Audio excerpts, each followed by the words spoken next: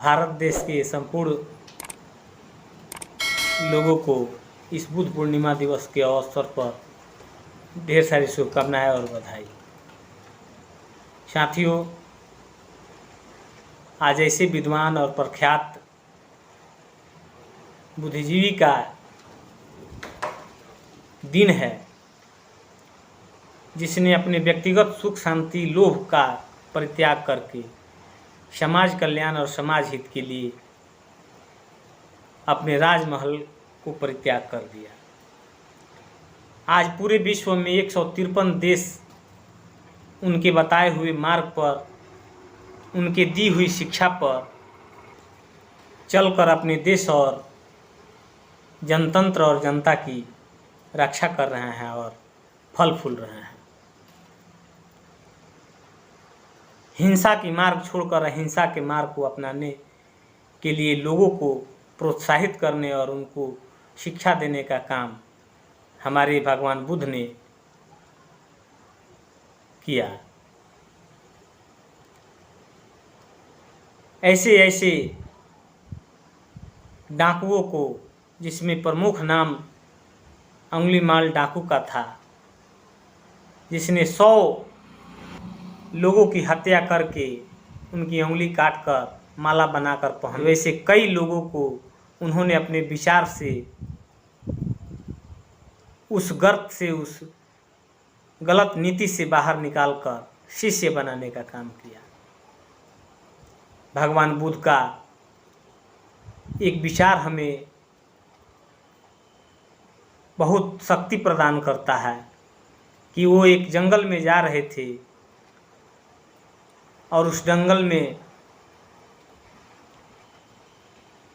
बहुत भयावह एक डाकू रहता था जो कि संपत्ति को लूटता था, मारता था, पीटता था, उस जंगल में जान से भी मार देता था। भगवान बुद्ध उसी रास्ते पर जा रहे थे।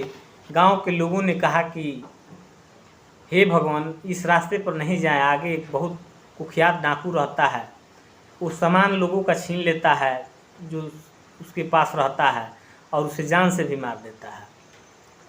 भगवान बुद्ध बिना सोचे समझे निर्भीक और निडर होकर उस रास्ते पर चलते गए। बहुत लोगों को समझाने के बाद भी उन्होंने नहीं माना और चलते गए। जब जंगल में पहुंचे तो डाकू ने आवाज़ लगाया कि ठहरो, लेकिन भगवान बुद्ध रुके नहीं और चलते गए। फिर उसने आवाज़ लगाया वो डाकू की ठहरो, फिर भी भगवान बुद्ध नहीं सुने और चलते गए। तब अचानक आगे आके बोला कि तुम सुनते नहीं हो, मैंने तुम्हें ठहरने के लिए कहा, रुकने के लिए कहा, लेकिन तुम रुके नहीं। भगवान बुद्ध ने कहा क्या बात है? उसने कहा कि देखो, तुम्हारे पास जो कुछ है वो हमें दे दो और दे करके यहाँ से चुपचाप चले जाओ, वरना मैं तुम्हें मार दूंगा। भगवान बुद्ध मुस्कुराने लगे। यह देखकर डाकू बहुत अचंभित हुआ और बोला कि मेरे सामने बड़े से बड़े धुरंधर, बड़े से बड़े लोगों की डर के मारे आवाज़ नहीं निकलती, आप कौन हो कि मुस्कुरा रहे हो? भगवान बुद्ध ने कहा कि देखो भाई, मैं तुमसे एक सवाल करूंगा, अगर उसका सही जवाब दे दिया तो जो वस्तु है उसे ले लेना। बोला कि हाँ बोलो, क्या बात है? भगवान बुद्ध ने कहा कि तुम जो कर्म कर रहे हो, ये कर्म में क्या तुम्हारा बीवी बच्चा, तुम्हारे माता पिता साथ हैं? क्योंकि तुम ये कर्म करके ले जाते हो और उन्हीं को खिलाते हो। तुम घर जाओ और जाकर उनसे पूछो कि क्या तुम इस कर्म को करते हो, इस कर्म के भोग में जो इसका प्रतिफल तुम्हें मिलेगा, उस भोग का जो परिणाम होगा, उस परिणाम का सहभागी तुम्हारे पत्नी, बच्चे, माँ बाप हैं? अगर वो तुम्हारे साथ हैं तो फिर तुम आओ और मैं तुम्हें अपना जो कुछ वस्तु है दे दूंगा और तुम मेरा हत्या भी कर देना।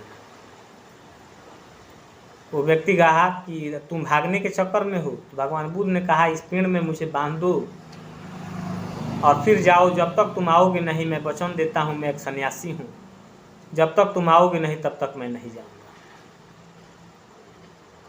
उस डाकू ने उनको बांध दिया एक रस्सी से और घर गया और जाके पत्नी से बोला कि देखो मैं जो कुछ करता हूँ, लूटता हूँ, पीटता हूँ, लोगों से छीनता हूँ, हत्या करता हूँ और लेकर आता हूँ, उसको तुम खाती हो।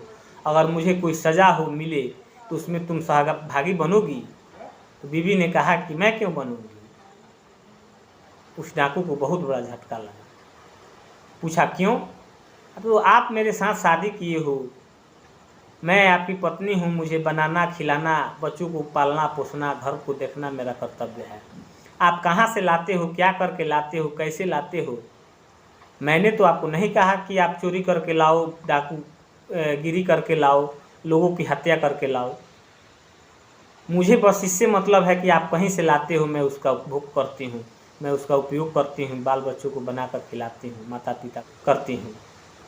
लेकिन जो उसका परिणाम होगा, भोग मिलेगा, उस भोग को आपको ही भोगना होगा। मैंने आपको छीनने के लिए नहीं कहा।